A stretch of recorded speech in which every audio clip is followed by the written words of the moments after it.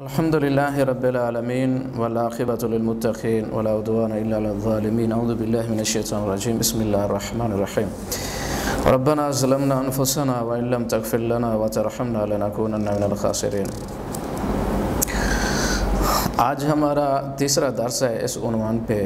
कि गुनाहों की ज़िंदगी ज़िल्लत का रास्ता है। दूसरे दर्स में हमने आप साथियों को ये बताया था कि गुनाहों की वजह से इंसान किन किन चीज़ों से महरूम होता है और कौन सी चीज़ें जो हैं नुकसानदेह चीज़ें इंसान के दिल दिमाग के अंदर जो हैं वो पैदा हो जाती हैं। आज हम आपको ये बताने लगे हैं कि गुनाह जो हैं दूसरे गुनाहों को जन्म देते हैं। यानी एक इंसान जो है वो गुनाह करता है और करते करते जब उसकी आदत बन जाती है तो फिर एक गुनाह जो है दूसरे गुनाह को जन्म देता है। जिस तरह बाद सलफ़ सालिहीन इरशाद फरमाते हैं कि गुनाह की सज़ा ये है कि इंसान को, एक गुनाहगार को कोई और सज़ा ना भी मिले तो सबसे बड़ी सज़ा उसकी ये है कि एक इंसान एक गुनाह करता है तो दूसरा गुनाह जो है उसके रिज़ल्ट के नतीजे के तौर पर उसका इस्तकबाल करता है। और इसी तरह अगर एक इंसान नेकी करता है तो उसकी नेकी की कबूलियत का रिज़ल्ट और नतीजा और उसकी खूबी ये है कि दूसरी नेकी करने की उसको तौफीक मिल जाती है। एक गुनाहगार इंसान जब गुनाह करते करते एक आदत लंबी हो जाती है और एक अरसा गुनाहों के ऊपर जो है बीत जाता है तो फिर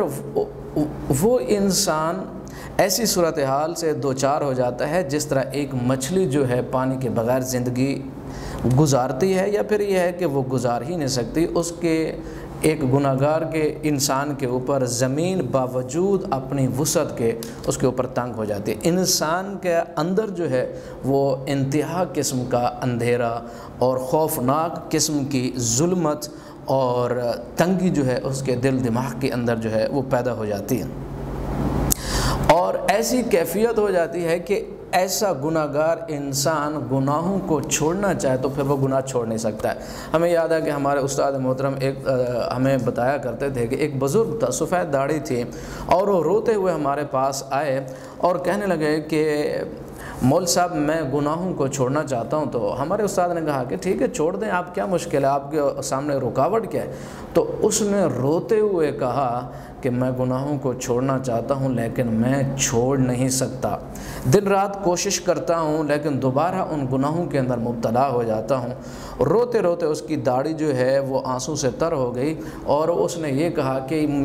मुझे पूरी ज़िंदगी में ये गुनाह करता रहा लेकिन अब मुझसे वो छोड़े नहीं जा रहे। यानी ये गुनाहों की सज़ा है कि इंसान गुनाहों को छोड़ना भी चाहे, एक लंबा अरसा जब वो गुनाहों के ऊपर गुजर जाए तो फिर वो गुनाह उससे छोड़े नहीं जाते और उनको छोड़ नहीं सकता है।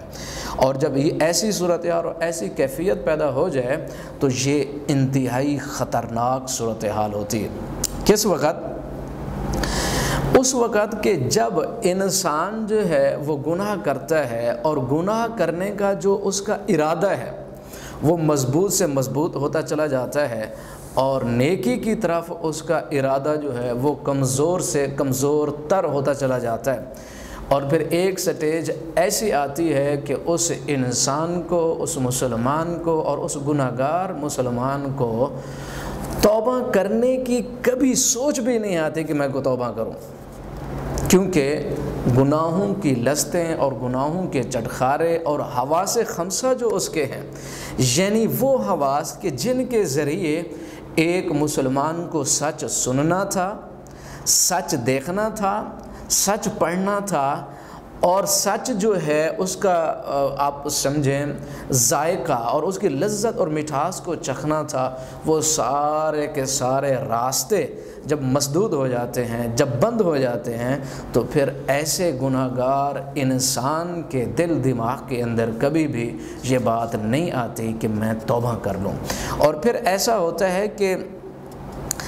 सलफ़ सालेहीन इरशाद फरमाते हैं जब ऐसी कैफियत पैदा हो जाती है कि गुनाहों का इरादा इतनी मजबूत और नेकी का इरादा इतनी कमज़ोर और तौबा का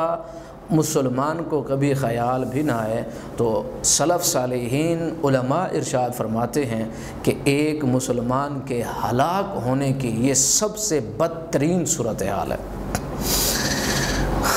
اور یہ چیز انسان کو پھر تباہ و برباد کر دیتی ہے کہ جب انسان کا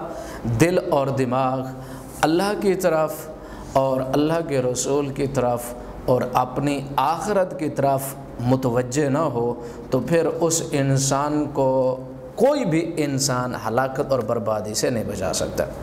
جس طرح علماء کہتے ہیں کہ ایک انسان زندہ ہوتے ہوئے بھی مر جاتا ہے،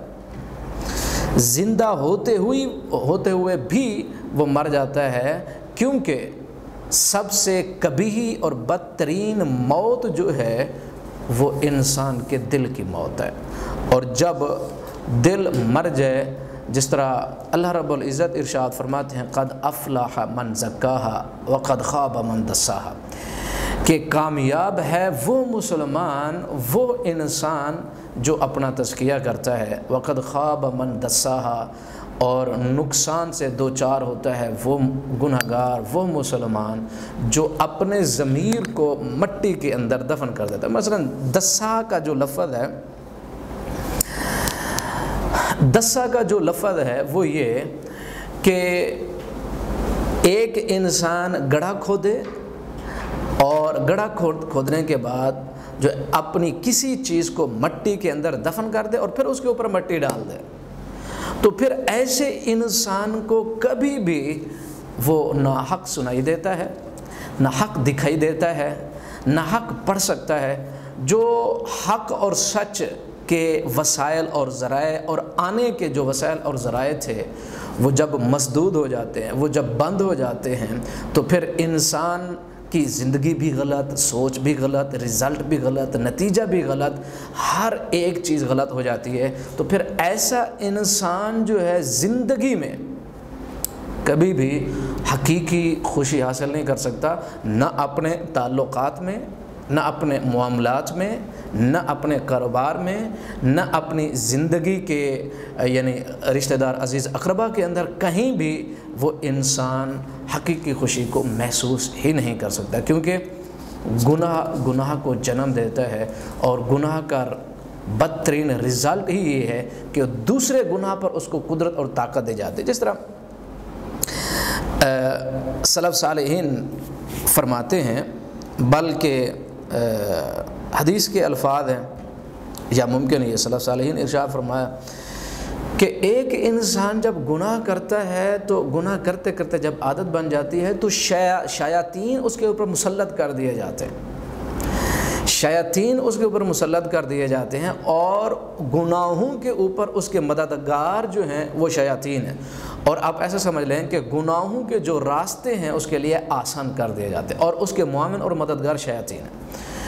اور دوسرا نیکی کا جو راستہ ہے، اگر ایک مسلمان نیکی کرتا ہے تو دوسری نیکی کو جنم دیتی ہے، تو اللہ رب العزت کے فرشتے اس کے معاون اور مددگار ہیں، اور جب ایسا سلسلہ ہوتا ہے تو پھر ایک انسان جب ایک نیکی کرتا ہے تو دوسری نیکی اس کے لیے آسان کیوں بنتی ہے؟ اس وجہ سے کہ اللہ کے جو لشکر ہیں اس کے لیے معاون اور مددگار ہیں، اور جو گناہگار ہیں شیاطین ان کے اوپر مسلط ہوتے ہیں، جس کی وجہ سے گناہوں کی قباحت اور ظلمت یہ ہے کہ انسان، جس طرح ایک نشئی انسان ہوتا ہے، اس کو ہمیشہ گندگی کے اندر مزہ آتا ہے، ہمیشہ وہ ویسی جگہوں پر بیٹھا ہوتا ہے جو کبھی ترین ہوتی ہیں، اور گناہگار بھی ایسا انسان ہے، ایک گناہ کرے گا تو دوسرا کرے، تیسرا کرے، چوتھا کرتے کرتے اپنی دل والی زندگی کو وہ تباہ و برباد کر بیٹھتا ہے، اور پھر دنیا بھی جاتی ہے، آخرت بھی جاتی ہے۔ اللہ تعالی ہمیں گناہوں سے محفوظ فرمائے۔